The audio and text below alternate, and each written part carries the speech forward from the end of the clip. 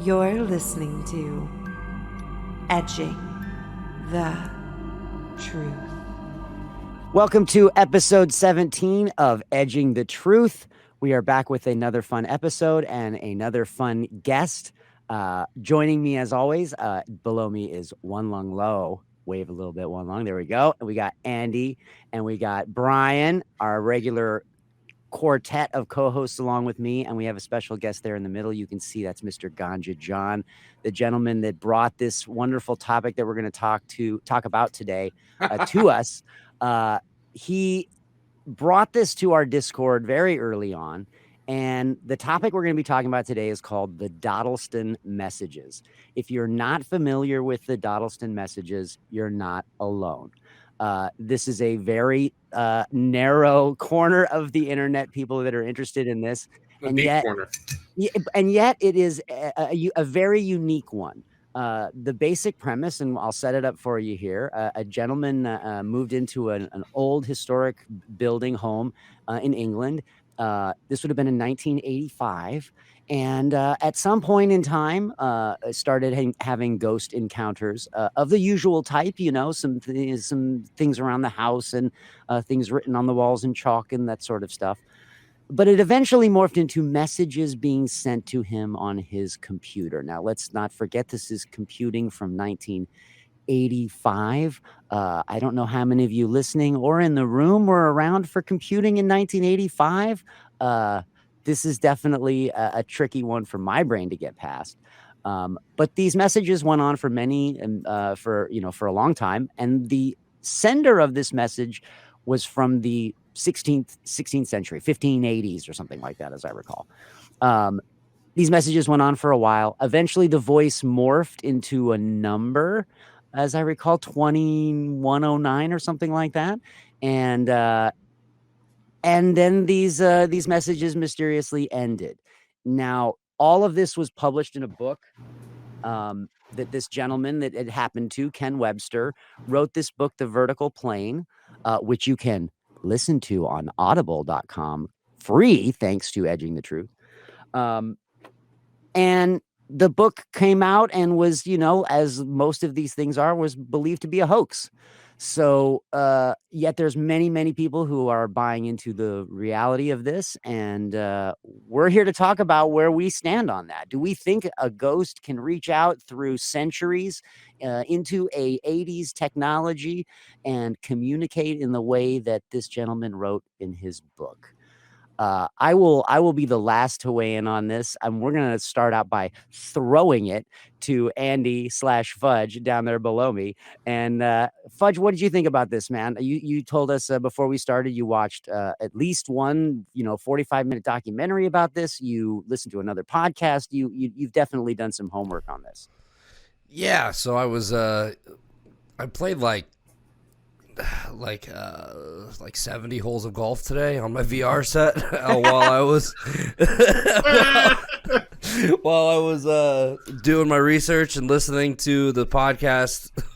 And so yeah, what I think about it, it feels like a story that I want to believe is real because it feels like kind of cool, but it just seems like a total load of horse shit. So Ken and his girlfriend Debbie, they were living in this cottage in Doddleston. It was a village in England. He was like a high school, wasn't he like math or like accounting or something like that? Yeah. Teacher. So, and this was again in 1985. So at the high school they had these like early computers. It was a BBC. What was it called? BBC Micro. BBC Micro. And it came with this little like word processing program called EdWord. Ken would rent it out on the weekends because his friend Nick or something like that was staying with them at the time, and he was also a teacher. He had just gotten back from Africa or something like that. He was a teacher, but he was like transitioning into a new career. He was trying to be a writer, like write sketches and stuff like that. So Ken was being a nice guy, would rent out the computer on the weekends from from school and then take it back during the week. So he would leave it for Nick to use. One time they left it on. They come back. They find this mysterious file on there that none of them claim to write, and it's this fucking like Old English, like hard to describe poem that is supposedly it. I don't remember exactly what it says. I do remember it said "Pussycat, Pussycat" in there. But it was signed L.W., and this person was supposedly from the year 1521. They come to find that L.W. stands for Lucas Wyman, and they start asking him some questions about, the time period. He says he goes to Jesus College or something like that. He says King Henry is the king. He's 46 years old. They would do some fact checking, like and he was lying. So if it would have been the time didn't match up. If it was 1521, King Henry would have been like 30 years old. So there's some back and forth. They figure out that there's this third person, 2109, who's supposedly from the future and visited this LW in the 16th century or whatever, and brought him his Leimboist, a box of lights, as they kind of translated it to. There's a bunch of discourse. There's some discrepancies and some spelling mistakes in the way that that LW is sending the messages. He gets some people from work involved. One of the guys, like an English teacher or something, that's got an old Oxford dictionary that takes some of the messages home and swears that they all match up, swears that it's somebody from the past, that the dialect is correct. But then you enter this person from the future that gets all weird with these like passive-aggressive threats, and that's and how important they will be, right? Like there's also this sort of like you've been chosen aspect to that. Right, and that's where I kind of was out on it, because as soon as you enter the 2109 guy, it just feels a little too sci-fi for me. I don't know if that makes sense, but it just feels more fake. So it's like they come to find out this 2109 person had been sending some of the messages pretending to be the guy from the past. They find out the guy from the past actually isn't Lucas Wyman. His name is Thomas Harden. They do some research. There was actually a Thomas Harden in the past. The name kind of lines up. The spelling was a little different, but it was pronounced the same way, I guess. I don't know. They matched it. They matched it with the student body of the college at the time. He said he went to. Yeah. So he reversed. He started actually telling the truth. This 2109 person gets pissed that Ken and Debbie are keeping things from Ken, Debbie, and Thomas or whatever the fuck his name is are keeping things from him. There's all these really bad things are gonna happen. Anytime the messages never seemed to happen like when they were all in the house. They would leave and then something would pop up, or at least Ken never was there. Another part that was fishy for me was like, well, Debbie was there a few times by herself when the messages went off. She could have easily just been typing all of this shit and making it up. Or they were like, well, is somebody breaking into our house? I think Ken played in a band, or they suspected one of his music friends was messing with him. I think it easily could have been this Nick person who was, writing a sketch or writing a story or some shit like that. Like, they get what's it? The SBR involved, the spiritual something investigators that were all out on it. Society for Physical Research. Sure. Psychical. That's psychical. So, and they're super skeptical about the story. They're not really interested in it. Well, they're obviously out of their element. This is a physics problem. Yeah, your element, And then they bring in this UFO researcher. What's his name? Like Gary. It's not Owen, is it? That's Gary Rowe. Gary Rowe, who like talks with this 2109 person directly. He can't show any of the messages to Ken. He's like sending letters. He finds out all this information, and then he just kind of like dips the fuck out. I won't tell him anything, and says it's groundbreaking and it's a da da da da da. He can't tell the world if he sold his secrets. He'd be a rich man, but all this kind of weird bullshit. So I guess my opening statement, pretty fishy. I like the concept, but I don't know. This feels like something that could be pretty. I don't know if I say good easily. idea, bad execution. Sure. Yeah. I'm with you. I very much feel the same way. And thank you for laying out some of the other more interesting details, because I think on the surface, when you hear this story, it starts out like this could be interesting, right? The opening premise of a voice from the 16th century reaching out through your computer and communicating with you, but then it takes all these weird. It starts to get way convoluted and crazy, right? Like it starts to get so out of control after a while. You're like, wait a minute. I feel like someone needs to teach you plot writing. Yeah, and I mean, these people are still around. Yes. Well, and we'll talk about that, because this book is now in print again after not being in print for many decades.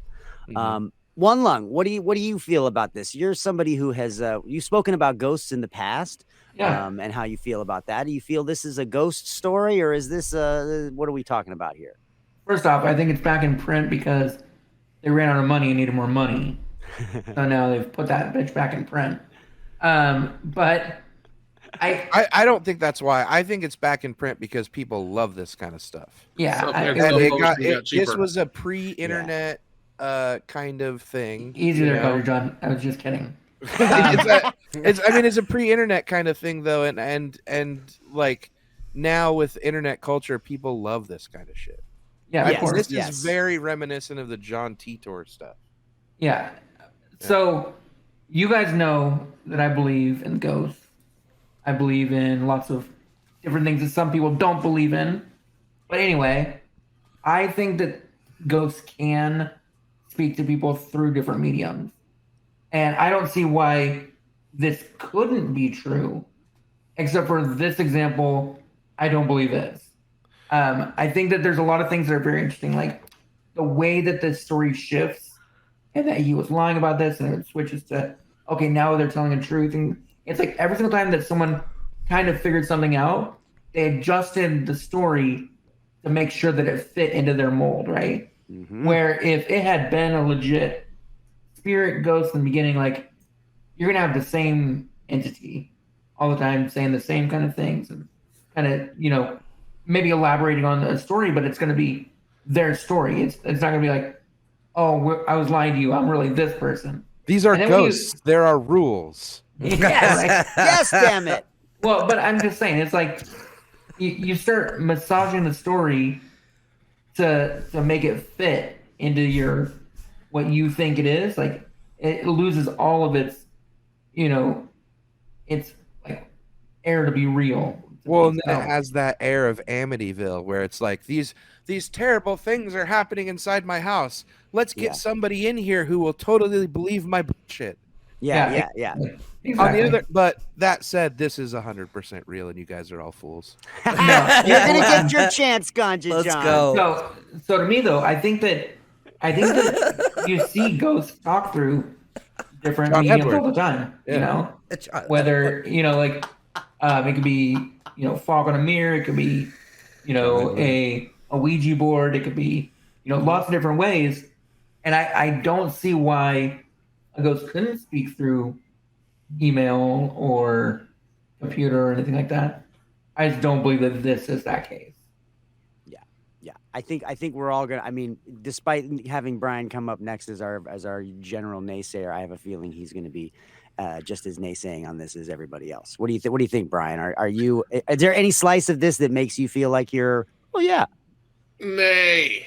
Nay, The big nays nay. of the nays. All right, let me just start with this. All right, a lovely doctor who once occupied an unusual lakeside home begins to exchange love letters through time with his former resident, a frustrated architect. They must travel, try to unravel the mystery behind their extraordinary romance before it's too late. Ladies and gentlemen, I give you The Lake House, starring Keanu Reeves and Sandy Bullock. It's a love story. And I think that's more believable than this shit. Okay, like what? Like I said, this is like it's a bad movie. Where do I start here? I mean, first of all, BBC Micro sounds like a subgenre of porn. I'm just putting that out there. Like that's it's like an opposites thing. But like it's original. It's OG hacker bullshit, especially with those old computers. Yeah. He was renting out the computer to his other friends. I couldn't find anywhere if this computer was networked or dialed in or like not DBS at all. Or not any at all. of that stuff. No. You know, so most of that. But if he was a word processor at best. Yeah, so it was like basically he's renting it out to other people. You could still do some basic kind of, bullshit like this, especially if messages are appearing when they get home. And then also when his friends are helping him, like, oh, yeah, I'll go research this for you. Oh, yeah, it's right. I mean, it's just like, man, like, I like to fuck with people. I know a lot of people in this room right here, especially our guest, Ganja Jon. He loves to fuck with people. Extendedly. So, like, I mean, like, and master's degree level. Ongoing for multiple years. I know documented facts, multi-year fucking with. And I feel like a lot of people would fuck with their friend like this, especially with his computer. And I mean, it's none of it sounds believable, it's especially like when they came at the end, when a group that literally has the name of the what the hell was the name of those people, the Society for Psychical Research, when those people show up at your house and they're like, nah, bro. You know what I'm saying? Yeah. It's like, but the UFO guy believed it. Throw you a bone. But then the UFO guy comes and he has this whole other side sub story he creates and all that stuff with all this other sub communications. Those, especially in the 80s, this was pre-internet. This was where you had to physically meet people in person to discuss your wacky shit, not in the dark corners of the world, And so, like, if the UFO guy they got a UFO guy on the phone and had him come over, on the landline phone. Like I said, he's just going to try to promote himself, keep his crazy going, and get his name out there. And I feel like that is all that kind of was. So so when basically all their experts were kind of random wacky groups and all his friends. I just think, like I said, it was an ongoing prank. They just kept going. And then, thought it was probably even funnier as hell that all this other stuff came up about. They're like, look at our prank when people think it's a thing and a conspiracy. But, like, ghosts, the time travel, future. We had past and future. And as well as, like, you're telling me that both of those things tied into this word processing computer just right. Yeah. I feel like there's also got to be, like, magic in here somewhere. I feel like there's got to be magic. I don't know. That's what I'm saying. It's like, I don't think this is a ghost story at all. There's too many, like, I don't even know. But this story has everything. There's something to hear for everybody on this wacky ass shit. But I say nay, nay, nay. And I have no idea what the John Teeter stuff is. And I'm going to say that One Lung had no idea either, but he just went, yeah, to move it along. Uh-huh. He wanted to talk. You guys don't know that one? It feels like a ripoff of this. I have no idea. I like it was an early internet. Can I say yeah to something? Yeah. Yes. Yeah. I don't remember. I'm high. Well, I think it's even more confirms that he just said yeah and moved it along. He had no idea. I mean, I think at the end of the day, it's like you said, Brian. There's so many things. I mean, we talk about this a lot in this podcast.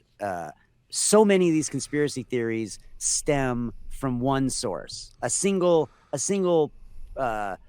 point of putting out into the world an idea, a concept, a theory, whatever. we saw it with the John Wilkes Booth thing, that it really was one dude and his book, and then that propagating out to TV shows, and that propagating out to more stuff.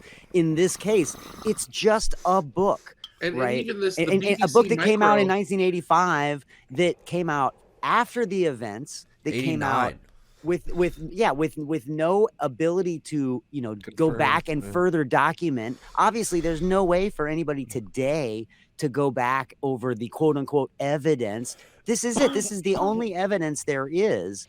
And so if you read this, you have everything that any researcher in the world has. Obviously you're not at the premises, but there's no reason to go to the premises anymore, because it's gone, right? Whatever was there is gone. Does the computer still exist? Did anybody get that? Is the computer still around somewhere? Is it like in a museum or something anymore? No. Yeah, but I mean, I'm it's sure like it's long gone. The house is still there. This word processing computer, if this computer had this magical ability to communicate with the future and the past, don't you think other nerds at the time would have been all up in that, like Chubby Cox? Yeah. Like freaking, like, oh my God, time traveling computer, let me get one. You know what I'm saying? Even if they thought there was a chance, you know, nerds would have been all about that. NASA would have had a bunch in a room full of people trying to crack it. You know, nay. Well, I don't know, dude. Like that. They said in the documentary, like back in the 80s, like that shit was seen as, you know, super weird. It wasn't as accepted as it is now, if it is more accepted. But like just that weird, wacky shit, people will just think you're a weirdo and brush it off super quick. So I don't know. But I like what Ganja said earlier, that I don't think it's a ghost problem. This is like a time travel, time slip type shit. Thing. It's like the things are happening simultaneously through time. Well, not necessarily you're talking to a dead guy. Yeah, we mentioned this term time frequency slip before the episode, and I want to take this as a moment too to we're gonna let Ganja Jon weigh in on this and tell us maybe some things we haven't heard yet. But before we do that, I want to introduce you, our listeners, to Ganja Jon. No, don't do that. Oh yes, we must. We have to do that. Oh, I thought you just like be anonymous, just pretend. Yeah, no, I don't want to just. But I've always been on the show. Yeah, well, I mean, in the background, it's absolutely true. After this episode, part of why we need to introduce you.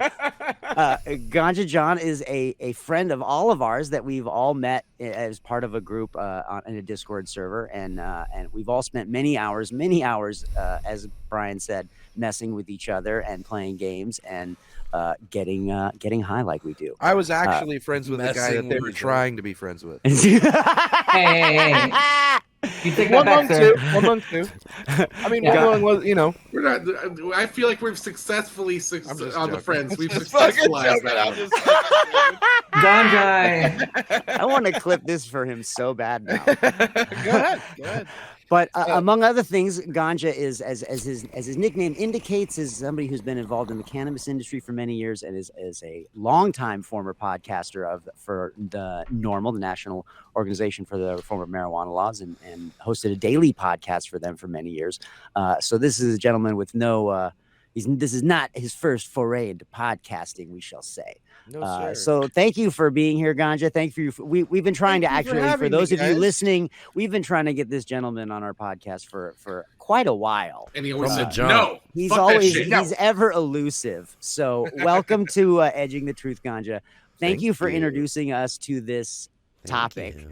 It is fun. It's for sure, and we like fun topics. It is fucking. It's one that we wish was real. Yes, I kind of do. Stupid. It has a very improvisational comedy feel to it to me. Yeah, they yes-anded a lot of stuff, and I don't know if you guys looked at the house. Did any of you guys check it out? By modern standards, it would not be a livable place for any of us. It wasn't even that it was just a shithole. It was a barn. Like, I mean, it might as well have been a barn. I think that the square footage was less than 400 square feet, and they had 3 people stuffed in there. Like, you know, let's be real. There's a lot of incest happening on that island and a lot of rain, and they were bored and dumb, and they had a computer, a thing that most people around them didn't understand. Yeah. But at the same time, you know, there's some interesting tidbits. Like this guy, he said he was writing from his fireplace. like that and you know, I guess I didn't look into the chalk stuff, but yeah, I mean, when you say that he said he felt like he was having ghostly experiences, I guess I didn't read into that too much and kind of focused on the computer stuff. But yeah, I too believe that it's probably bullshit. But at the same time, did it give us Frequency? The movie Frequency? Or the time travelers? What? I guess it's not really like the time traveler's wife, but it's more like you're saying, the lake house kind of thing, messages back and forth. They were, I mean, and also too, remember, like in the mid '80s. I mean, some of you won't remember, but in the mid '80s, there was a whole rash of movies and books and there's things, a lot of super everything was about computers things. because computers were finally hitting the home market, right? Like it was for the first time. The mid '80s was when you could buy a home computer for $2,000 in those days. You know, I bought my Apple IIe for $2,000 in whatever 1983 or 4, which have less computing power than the key fob that opens your door and starts. Yeah, absolutely. Yeah. And so, you know, whether it's War Games or Electric Dreams, I mean, there was a whole rash of movies about that era of computing and what it led to. And again, this book, it came out a few years after the events. It's not a stretch to say that maybe this book was put out into the world and allowed to be published because of the popularity of those things, and that it fit into the ilk of that. And that's where, you know, I don't know how much longer before Amityville was before that, the 7th, you know, but it has an Amityville vibe to me, in the sense that it's like, let's cash in on this thing. That not only mixes a little occulty stuff or ghosty stuff, but also mixes, you know, computers and what's new and shit. And it, you know, it's provocative. It whips people up. It gets the people going. And I think that's what they were going for, but it kind of fell with a thud. And now people, you know, now it's one of these things that is an interesting thing for like a YouTuber or you know, a podcast like this one for us to talk about, because it's an interesting, the premise is good.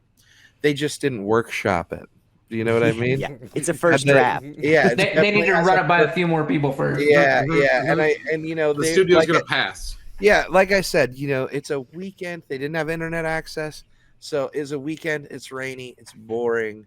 What the fuck are you gonna do but be a writer and write stuff? And they were having, as they would say, a bit of fun, and isn't it? A bit of fun, isn't it? We're mixing the accents now, but yeah, you know, they have terrible cuisine. Let's and we all know that maybe the worst in the world. That's a different country, Brian. Yes, they but have still a lot good of in Indian England people, but that's like saying, "I love America." And never mind. Korean barbecue. Barbecue is what about really good here, though. What about the Poltergeist activity? Hey, can we just talk about how Brian was late for the podcast because he goes and eats Korean barbecue? You got to cook your own fucking food. Go to a place they cook your food. Hatred for Korea. I feel like it's racist at this point. You guys are just racist against barbecue, and I'm not having it. All right. I will not let my love of the Koreanist of barbecues be sullied by you guys. Not even barbecue. I just want to. It's not even barbecue. That's the new topic of the episode. Look, you find a Mongolian place. I don't mind a Mongolian. I will. I'm an equal opportunity barbecue master. Okay, I will take all that stuff. So I mean, I don't know why we have all this hateration, holleration in this barbecue factory. You know what I'm saying? Like, come on. When your otherworld interactions overlap with your podcast interactions. I wish I was eating Korean barbecue. I was stuck at the Cream Shack doing work. Well, it is interesting too because you mentioned the Poltergeist stuff, Andy, and I think that is interesting to me. The things that aren't the computing part of this, I think you can lump all of this story into sort of two pieces. There's the computer messages part, which is sometimes poetic and very clearly in Old English and all these things, except, and we'll talk a little bit about that in a minute. But then there's the few things that do happen that are physically related, and there's an interesting in the end of the book, and by the way, this book is now in print.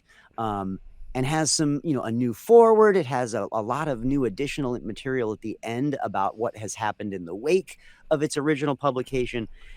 It does say that this book was greatly reduced in its size by the original publisher, almost by 2/3, and that potentially they will release. The idea is that the remaining messages will be released on their newly made website, the dodlestonmessages.com, which for at least the last year has just been a placeholder and says coming soon. But most pull that up? Oh yeah, I tried to pull it up. Well, you can. Absolutely, it works. You can type it in. Let's throw it up on the thing here. Where if we could flash it on the screen, so we could see that it's still just coming empty. soon? It's just an image. I can show it. I'll show it when I edit it. Yeah. But most interestingly, it does say in these endnotes, we did ask Thomas to bury a sealed pot with a coin in it, so many paces from Windmill Hill, which they should talk about on the map, and had him draw a map.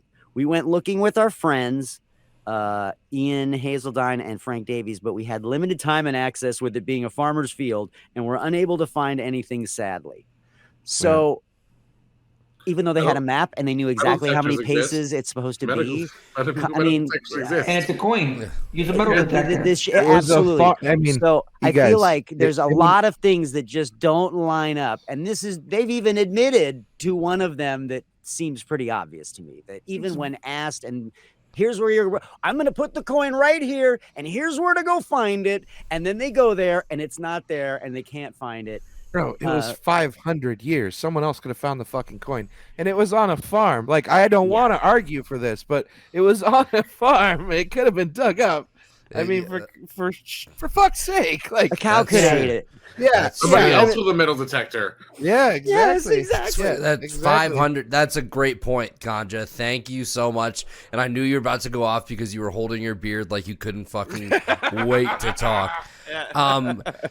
Did you guys believe in the poltergeist shit? So they'd come in to their kitchen and pots and pans would be stacked up a certain way. Their cans would be stacked in a pyramid.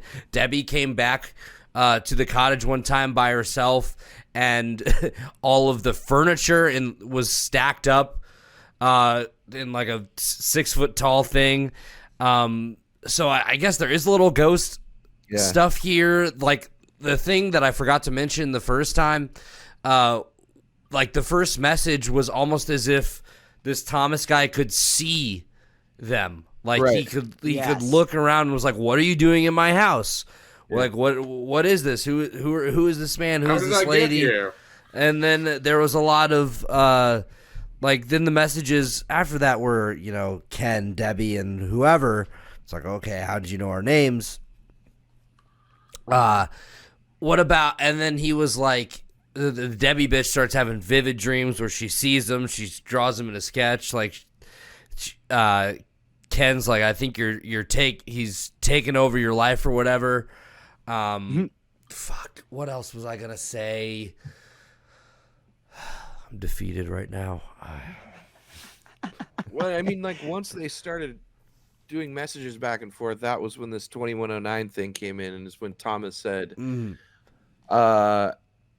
he said, "You said your time, TYME, be 1985. Me thought you were from 2109, like your friend whom."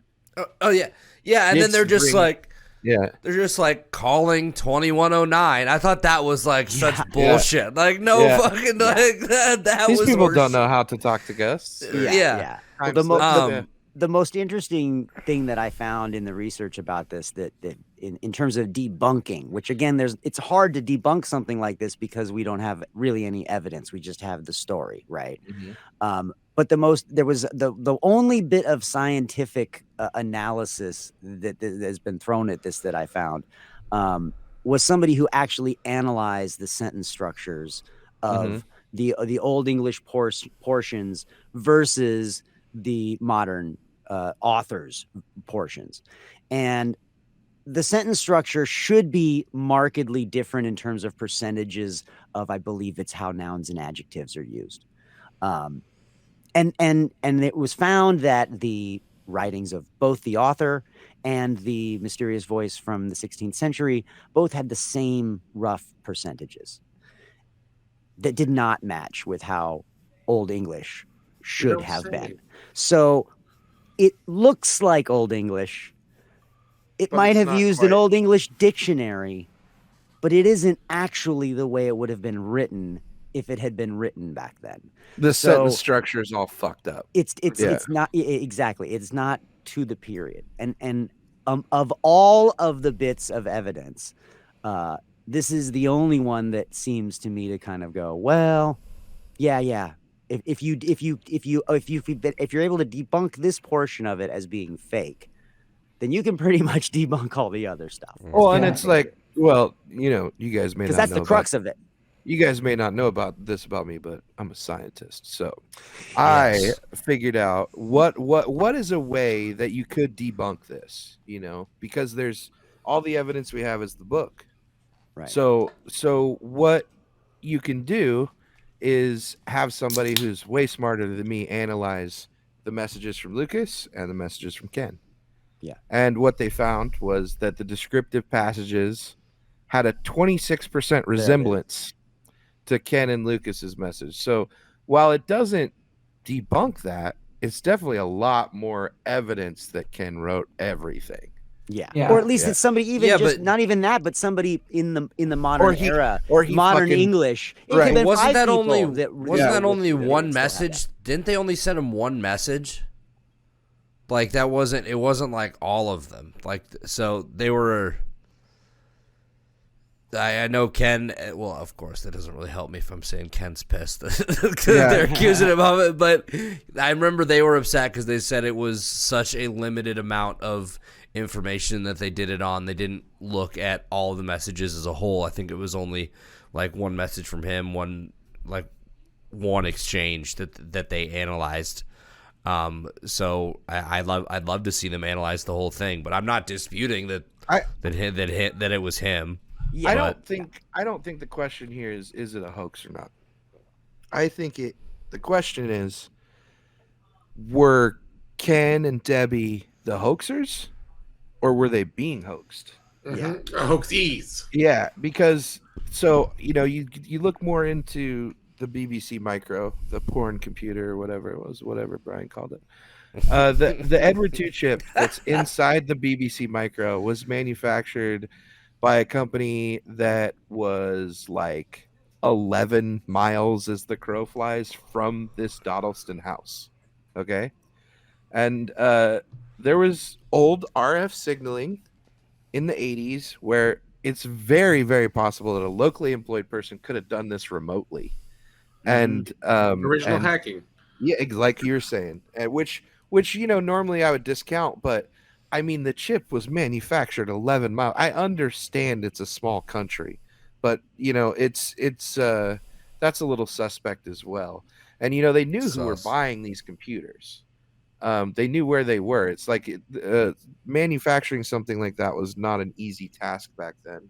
Yeah. You know, like you said, Especially if you're a small company. Like right. not a- And I mean, it was not a Apple. small company. It was 11 miles away.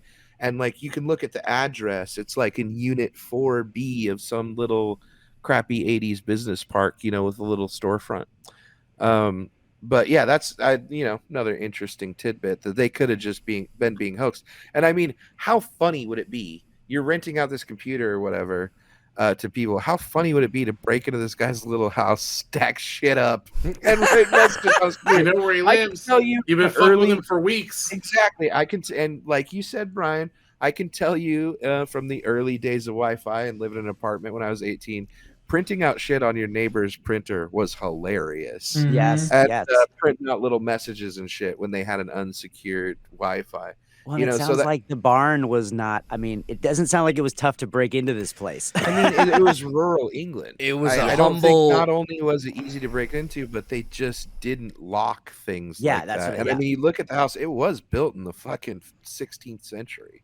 I mean, Yeah. it is a very, very old house. And I mean, but yeah, I mean, I personally think that Ken is the hoaxer, and maybe he was even hoaxing Debbie and hoaxing the other people, or something to that effect. I mean, he is the one that wrote the book and got famous, quote unquote But famous. he doesn't. because of that. Does one of them doesn't want to talk about it anymore?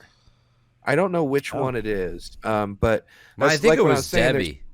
Yeah, Debbie just doesn't want to talk about it to anybody, which is also suspect. And maybe she feels fooled, you know, or she found out like, you're just doing this for money and you were fucking with me or something like that. Who knows? Who knows like what combination it was of one of those things. But I think this is a great basis for a way better story. I just want to touch base on the DNA piece of like the handwriting or the way the messages are read. The analytics, because like it really is like DNA when someone writes a message, like the way that they structure their sentences, the way that they use different words, everything it goes into that, right? So when you get a high percentage like that, and it shows that it's from, because like even the way that me and you communicate now is so much more different than the way that my son communicates with his friends. Right. It changes so and much. We're in such a short period of time in that respect. So you've got a 500-year difference and the messages look that similar. That's kind of a dead giveaway too. And I mean, have you guys tried to read Shakespeare? Like it's not easy. Yeah, it's hard. It's not easy. And I always thought, one of the dangers of time travel is you go back in time and people are going to look a lot different and they're going to sound way different. I think it would be difficult for me to go back in time and have a conversation with George Washington. Might be a little more difficult than you think. Yeah, can you imagine going back and be like, that shit's lit, bro? His head would fucking explode. I mean, even saying dude, like I see dude so much being a West Coaster, and it's like that wasn't a word until the 1850s, and we have tons of words like that, tons of names like that, even, So I remember when I was in high school, I had to memorize a Shakespeare monologue, and I did it right. And I can actually still do it to this day.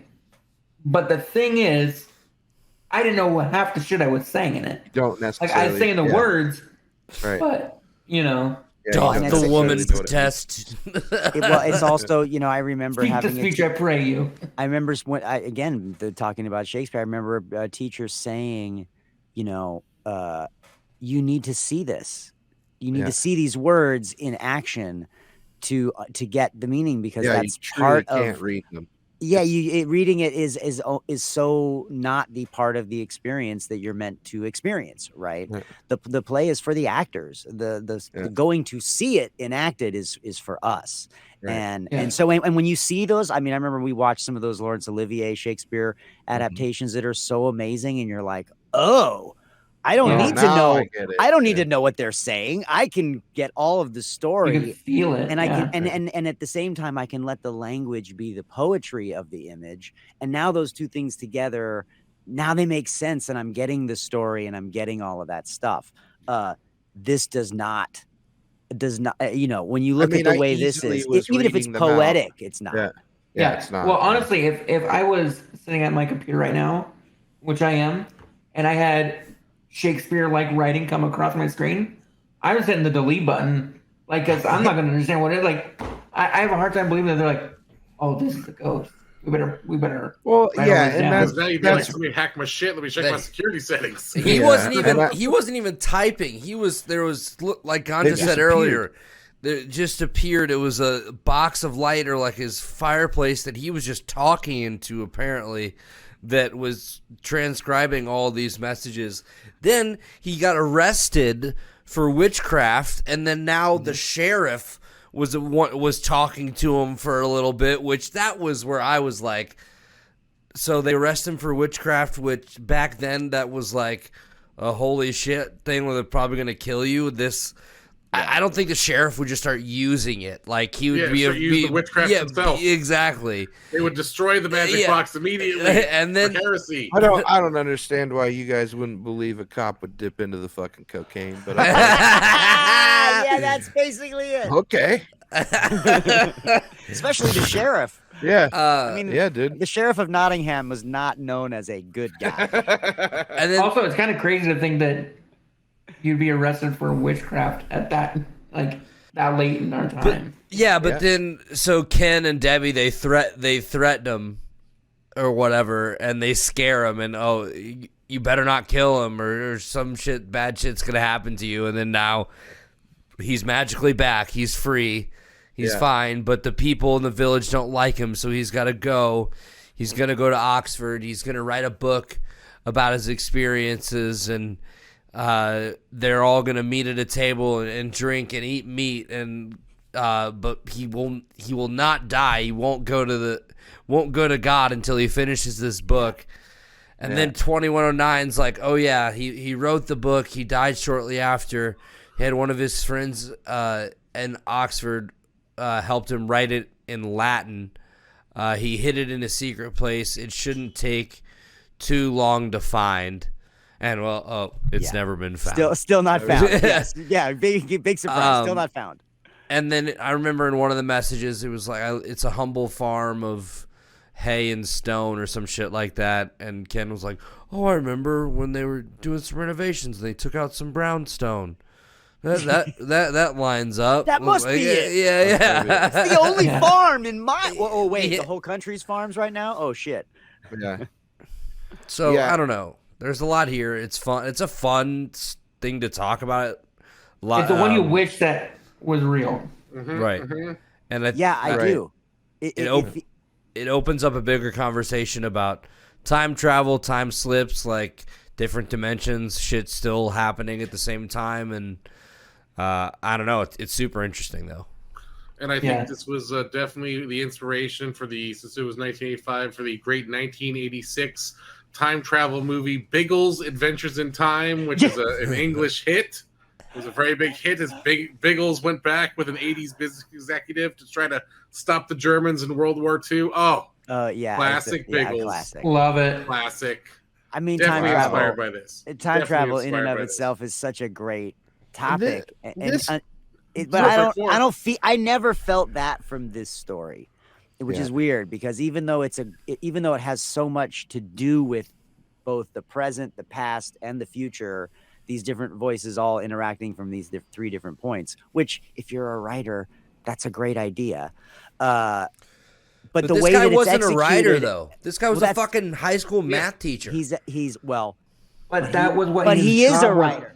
He loves being a writer. He wrote this book, and that's what's and let's not forget, it's his first book. Which usually he was trying to figure out how to get away from math. Even J.K. Rowling's books got a lot thicker. You know what I'm saying? Like, she learned how to write. I feel like yes. This is to me about a dude who's figuring out how to write, and he gets finished, and he writes probably something, if it really was in fact whittled down, and all we're seeing is a third of the manuscript he submitted. I bet it was way too long. And it didn't, and there's probably a lot of just going in circles with the story, because it's just more and more messages that don't really take the story anywhere. Some of the book kind of talks in circles even. So I mean, this is the edited down version, so it probably had a lot of fluff. Imagine I'm gonna wrap up my section of this and just be like, I think that this was just old school hackery, old school rural people, like whether it was the factory people bored as fuck, or just like where everybody's literally typing a computer, sending a message to this guy, like the whole office, like, hey, tell me we're from 2109 now. Or if it's just his friends messing with him, or it's like I said, it's rural people bored as hell. They go like, hey, let's go rearrange the stuff in his house. You know what I'm saying? We still pushing over cows. That's all I'm trying to say. You know? So it's like it's just bored rural people doing shit, and sometimes a lie just gets out of hand, and you're just like, whatever. And whether they were the hoaxers or the hoaxees, whether it was one or the other, no matter who was doing it, in the end they could have just all been doing it. All doing it to each other to try to mess with each other. Like where she does a message once, he did a message once, some friends came over and did some messages, and just be like, it was a whole thing. Like I said, it's rural folk. There ain't a lot to do. That's why we have so many people here just doing drugs and meth and shit, because there ain't nothing else to do out there. If only they had this computer and they could have been stacking furniture and stuff. Well, Brian, that's Brian's final answer. No. Fudge, final answer. Throw it to Fudge.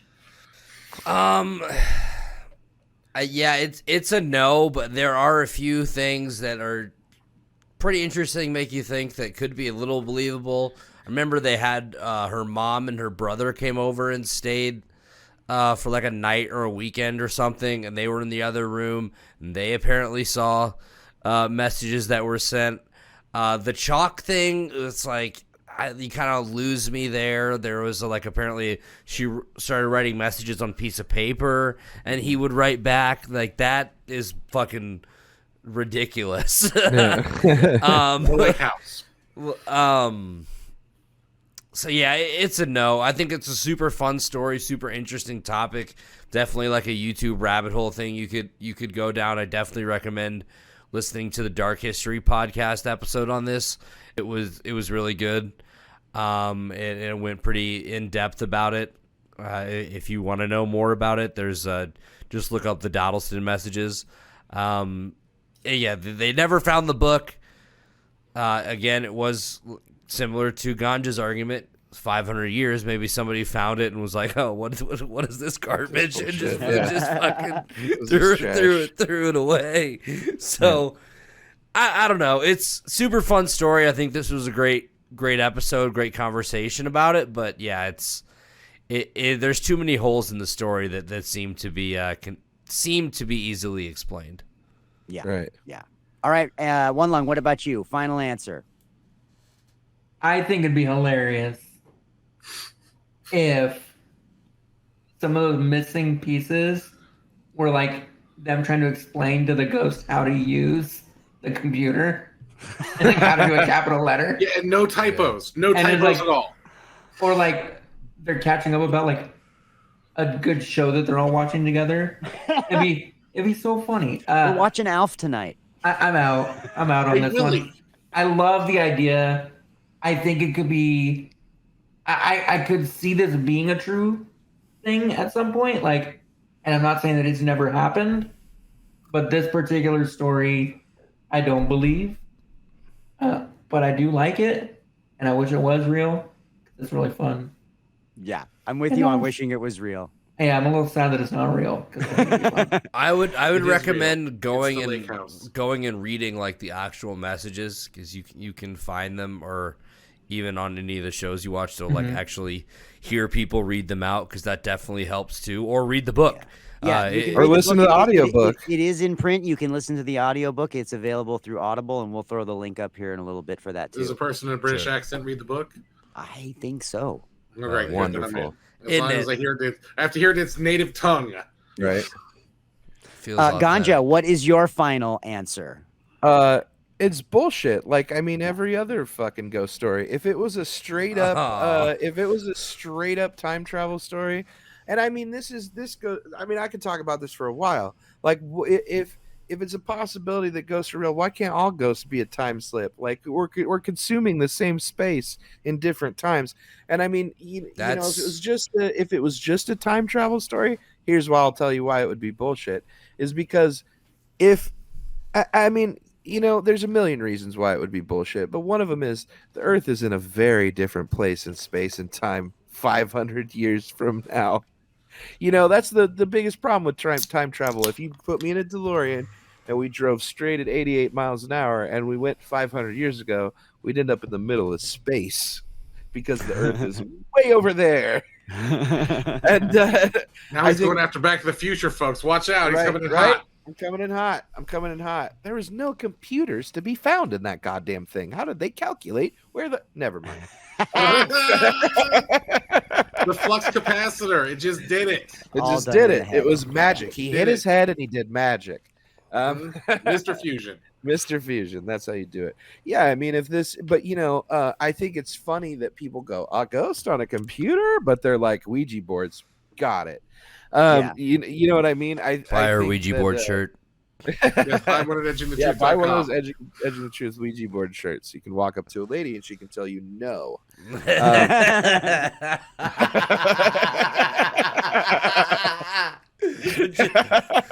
After she rejects you, say, "Will you at least check out the podcast?" Just check out the podcast. All right. Well, No. it is definitely unanimous. We have a 5-person I think all of us wanted it to be real. All of us, Yeah, all of for us sure. are definitely gonna I go didn't want watch it the to be Lake real. House after this. Oh, fuck you, Brian, dude. You don't like anything besides pussy Korean barbecue. and and assorted Korean meats. barbecue. Yeah. and throwing it. Yeah, This it would at be somebody. such a throwing cool meats thing. and pussies. That's Yeah. it. There- The whole thing. There's another thing that I can think we can do almost. It's similar, like almost a follow-up episode on this that the guy on the Dark History podcast talked about. Apparently, there's some street in Liverpool that has like a time slip like this, where people walk down and they say they kind of like come to and they're like in like the 1950s or whatever, where it's like sights, smells, sounds, stuff like that. That I'd love to fucking do a podcast and look into. That would be That's cool. fascinating. Yeah. And that's what I was talking about. There's a guy on the internet who'd appeared and said his name was John Titor and said he was from the future, and he came back to get some computer equipment to use in the future. And I mean, this is something we could talk about. And I mean, people believe this. There's a John Titor Foundation. If you look up the book that came out in the early 2000s, it's out of print and now sells for $6,000 on eBay. I think there's a $2,000 copy, but a lot of people believe it. And maybe someday we could do a time travel episode and get a little more into the minutia of all this. Oh man. Also, Deja Vu. Oh Yeah. yeah, the damn, that It's a was great one. That was a good Denzel. Love that movie. one. Yeah, it's fun. This is Yeah. pretty silly, but I like it. But I get Deja Vu all the time. Yeah, that's just a glitch in the Matrix, man. Exactly. That's You know, all I know. So yeah, all I think of. we got to do one on Next time that happens, do me a favor, One Lung, and check your oxygen levels. And Oh, I do. we'll make Our- sure it's not the easiest explanation. Are we living in a simulation?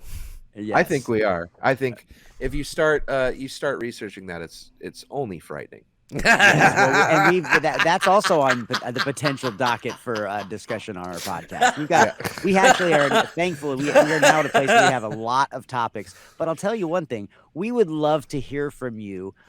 We have a wonderful voicemail line. That is how we found out about a couple of our guests. You can call us at 917-979-6071 and leave a message. Do you have a comment on one of the episodes that you've listened to? Maybe this one. Do you have a story of your own or a theory or a concept that you'd like us to discuss? Please call and leave us a message. It's the easiest and best way for you to reach out to us directly. We love sharing stuff like that. Fudge, you want to tell everybody a little bit about our many social media things we have going on? You've been slamming on the Twitter this week, and we actually got some sales as a result of that. So wonderful job there. Yeah, yes, sir. So hit us up. We're on Twitter, Instagram, and Facebook at Edging the Truth. We are tweeting out every day. We're trying to keep up, be better about the social media. We got clips, stuff about the voicemail, promoting the merch. Speaking of our merch, buy some merch. We have a lot of awesome stuff. We've got t-shirts, we've got hats, we've got a fucking mouse pad. Edging the Truth mouse pad. Like, come on, how many podcasts have a mouse pad? Different colors available, different designs, a lot of awesome stuff. My merch is, I hope will be here soon. Red Rasmus. Go to www.edgingthetruth.com. You can find the merch directly there. Episodes, all of our episodes, video, and just audio. Jesus Christ, I'm melting here. YouTube.com/edgingthetruth as well. Like, subscribe, comment. Give us a rating. If you're listening to us on Apple Podcasts, please give us a rating. Please give us a review. Give us a retweet, a like. Turn on the bell notifications for when our new videos come out. Hopefully doing a live stream or a live episode or something soon. We'd love to do that. And get some comments rolling in, get some people, some live opinions that aren't ours that we could discuss as well. But episode 17, this was an awesome one. Hopefully Ganja will join us again sometime soon. And I mean, listen, you early adopters of the podcast, it's like you buy a shirt this early on, you leave comments. We're going to remember you in a couple of years when these guys are on tour. You can take Brian out to Korean barbecue and maybe give him a hand job. Yes. Yeah. You can do any of those Look things. at that smile on his face. We don't have to wait a couple years. We can do it next week. Males Just hit need me up. apply. You pay some for some Korean barbecue. You want to give a hand roll, whatever you got to do. I'm willing to do that for the fans. That's all. Hey, man, we managed to get some sexy time twice into this episode, so I'm impressed. I didn't have sex with any women through time. I'll just say that. Okay, that's when I was. Or Hey, 1985 computer. Ray Dan's got a blowjob from a ghost in Ghostbusters 1, so it's possible, I mean, come on, man. 1985 computing. I can honestly say I do remember that, and I do remember. Dude, how old were printing you out in ASCII 1985? Like 30 images. And shit. Yeah, it was the early days, but it was fun. Yeah. Well, Ganja, thank you for being a guest again today. Thank you guys. That was fun. Absolutely. Brian and Andy and One Lung and myself, we all thank you for listening. This has been Edging the Truth, episode 17 on the Dodleston Messages. We will see you in 2 weeks for another one. Audible. Visit edgingthetruth.com for more information and links to all our social media and podcast directories.